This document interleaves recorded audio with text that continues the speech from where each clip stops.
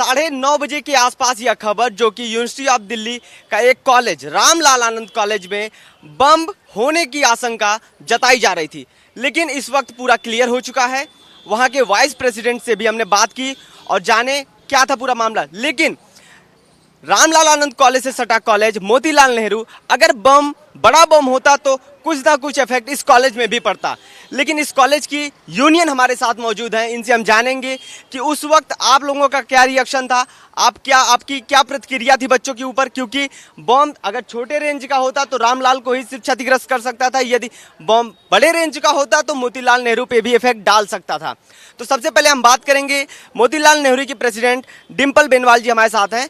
Ma'am ये बताइए, जब बम आने की सूचना आपको मिली सबसे पहले, तो उस वक्त जो है क्या माहौल कॉलेज के अंदर था?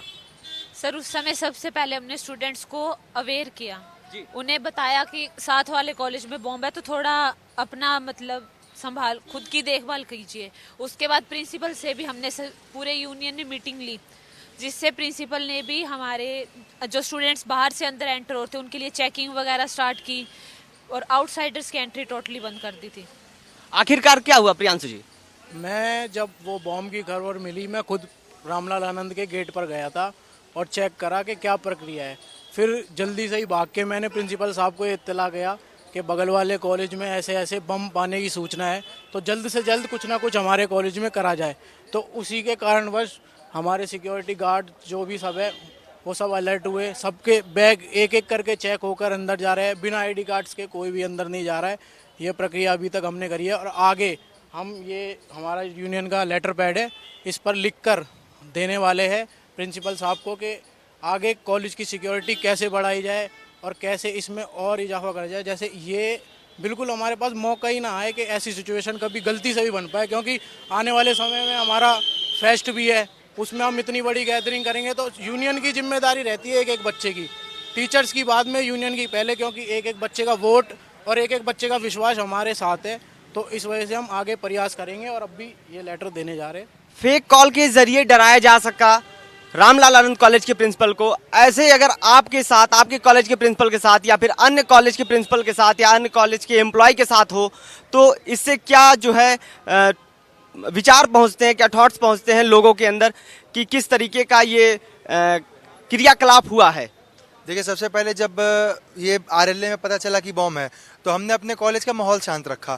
हमने ये बात बच्चों को पता थी, लेकिन हमने बच्चों को आश्वासन दिलाया कि ये झूठी खबर है। हमने अपने तरफ से बच्चों को बताया और हमने कॉलेज का माहौल नहीं खराब होने दिया, कॉलेज में भगदड़ नहीं मचने दी, ताकि बच्चे काम नहीं रहे। क्योंकि आपको पता है, अगर इतने बड़े कॉलेज में जहाँ 4,000 की फुटफॉल हमेशा रहती है, अगर वहाँ भगदड़ मचती है तो वहाँ कुछ ना कुछ हो सकता है, इनकेस कोई बच्चा दब सकता है। तो हमने भगदड़ नहीं मचने दी, हमने सभी बच्चों को ग्राउंड की तरफ इकट्ठा कराया।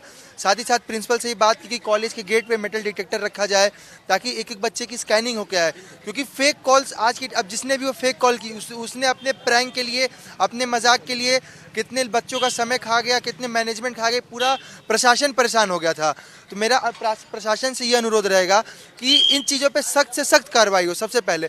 और साथ ही साथ हमने अपने प्राचार्य से, जो हमारे प्राचार्य हैं योगेश्वर जी, हमारे जो प्रिंसिपल हैं, हमने उनसे अनुरोध किया है कि आप कॉलेज में सिक्योरिटी और बढ़ाएं। कैसे बढ़ाएं? कि आप कॉलेज में गेट पे मेटल डिटेक्टर रखें। साथ ही साथ अभी हम अपने यूनियन लेटर पैड पे उन्हें लिख के देने जा रहे हैं कि कैसे आप मेटल डिटेक्टर रख सकते हैं। कॉलेज में गार्ड्स की संख्या, स्पेशली फीमेल्स गार्ड की संख्या 2 से बढ़ा के 4 की जाए, क्योंकि बच्चियां अपने साथ, छात्राएं होती हैं, अपने साथ बड़े बड़े बैग लाते हैं, उसमें अपना डेली टू यूज़ का सामान, बुक, किताबें और भी चीज़ें रखते हैं, अन्य चीज़ें रखती हैं। तो वो प्रॉपर चेक होनी चाहिए, ताकि किसी भी प्रकार का इन फ्यूचर, इनके जैसा प्रियांशु ने बताया कि हम कॉलेज में फेस्ट करने जा रहे हैं, तो उस समय भगदड़ ना मचे, कुछ ऐसा गलत ना हो, क्योंकि उस समय हमारी फुटफॉल बहुत ज़्यादा रहेगी, उस समय मैनेज करना बहुत ख़राब हो जाएगा। कल को अगर किसी बच्चे को कुछ नुकसान हो जाता है, किसी, भगवान ना करे, लेकिन किसी बच्चे के साथ कुछ हादसा हो जाता है, उसका जिम्मेवारी लेने वाला कोई नहीं रहेगा। कोई बच्चा बहुत दूर से आता है, उसके माँ बाप को कौन जिम्मेवारी लेगा? बहुत बहुत धन्यवाद। खैर, कॉलेज की सिक्योरिटी बढ़ाई जाए और प्रशासन भी चौकन्ना हो चुकी है। एक तरफ लोकसभा का चुनाव भी है, दूसरी तरफ ये बम आने की खबर। रामलाल आनंद कॉलेज, जो कि यूनिवर्सिटी ऑफ दिल्ली के अंतर्गत आता है, आशंका जताई गई थी कि उस कॉलेज में बम हो सकता है। खैर, उसको लेकर के वहाँ के जो प्रिंसिपल, वहाँ के स्टाफ बहुत ही सतर्कता बरतते हुए पुलिस को इन्फॉर्म किया और पुलिस को इन्फॉर्म करने के बाद बम चेक करने वाली टीम कॉलेज के अंदर चेक की, लेकिन पुष्टि नहीं हो पाई और बताया जा रहा है कि ये खबर जो है प्रिंसिपल या फिर कह सकते हैं ऑफिशियल नंबर के पे मैसेज के थ्रू, कॉल के थ्रू आया था। ऐसे में हमारे साथ रामलाल कॉलेज के वाइस प्रिंसिपल मौजूद हैं, इनसे हम बात करेंगे और जानेंगे क्या था पूरा मामला। सर, सुबह 9:30 बजे जो है ये खबर आई कि रामलाल कॉलेज के अंदर जो है बम हो सकता है। ऐसे में जो यहाँ की स्टाफ, यहाँ के प्रिंसिपल बच्चों को कॉलेज के बाहर कर दिए, जिससे ज़्यादा मतलब खतरा ना हो सके।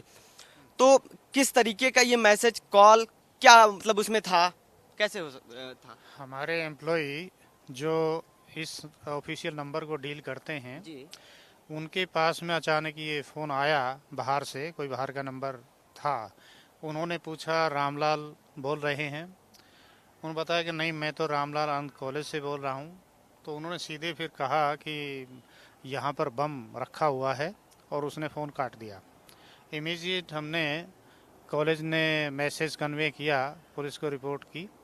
पुलिस आई और पुलिस ऑफिशियल जैसे आए उन्होंने कहा कि आप बच्चों को बाहर निकालिए। हमने इमीडिएट तभी बच्चों को क्लासेस लगी हुई थी बहुत सारी और लगभग 700-800 बच्चे थे। बड़ी जल्दी से हमने उन सभी बच्चों को बाहर किया। वो बाहर ग्राउंड में आ गए। फिर पुलिस वालों ने बोला कि इन बच्चों को कॉलेज से बाहर ही निकालिए, क्योंकि पता नहीं किसी तरह की इंसिडेंट मिस हैपनिंग हो सकती है। तो हमने बच्चों को बताया और बच्चों ने हमारी बात को मानते हुए बड़े आराम से धीरे धीरे वो सभी बाहर चले गए। उसके बाद हम सब टीचर्स, एम्प्लॉयज़ भी बाहर की तरफ आ गए और उसके बाद उनकी टीम आई और फॉरेंसिक वो टीम जो है अपने डॉग स्क्वाड को लेकर के और उन्हें सर्च किया। लगभग 2-3 घंटे लगे और 12:30 बजे तक उन्होंने पूरे कॉलेज में छानबीन की। हर कमरे में, हर कॉर्नर में जहाँ भी इस तरह की संभावनाएं हो सकती थी, आशंकाएं हो सकती थी, तो उसके बाद उन्होंने कॉलेज को हमें हैंड ओवर कर दिया, बिल्डिंग को, कि अब यहाँ कुछ नहीं है। तो इस प्रकार से ये सारी घटना घटी। लेकिन एक प्रकार से सर ये जो है डराने की कोशिश किया गया था आपके कॉलेज के बच्चों को, और भी यूनिवर्सिटी ऑफ दिल्ली के जो है जुड़े हुए कॉलेजेस में भी ऐसा हो सकता है। तो इस पर आप क्या कहना चाहेंगे? नहीं, अपने आप में बड़े चिंता का विषय है। हाँ।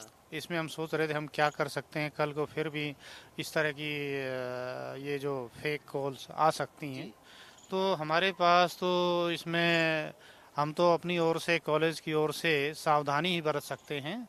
जैसा कि मैंने बताया कि पुलिस ऑफिशियल्स आए और उन्होंने कहा कि कॉलेज खाली कराओ, तो हमने वो कराया।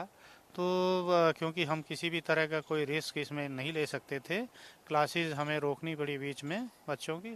तो इसमें तो मैं समझता हूँ जो भी सीधे इससे जुड़े हो सकते हैं, जो विभाग, पुलिस और सीबीआई, जो भी जहाँ भी, तो उस पूरे तंत्र को इसमें, और सावधानी मीडिया भी, जो फ़ोन आया उसको ट्रेस आउट करे, उस नंबर को कहाँ से आया था, कैसे उस पर कार्रवाई हो, तो वो अच्छा रहेगा कि आगे भविष्य में इस तरह की घटनाएं ना हो पाएं। बॉम्ब एक छोटी बात नहीं है, वाकई में एक चिंता का विषय है। कॉलेज में फ़ोन करके डराना, एक जान की खतरे भी हो सकती है इससे। लेकिन यहाँ पे पुलिस टीम, बॉम्ब रिसर्च करने वाली टीम बेहतर तरीके से कार्यवाही की और ये पुष्टि कर दी कि वो बम नहीं मिला, वो एक अफवाह था। ग्राउंड जीरो से Ramlal Anand college, Piyush Tiwari, India news. धन्यवाद।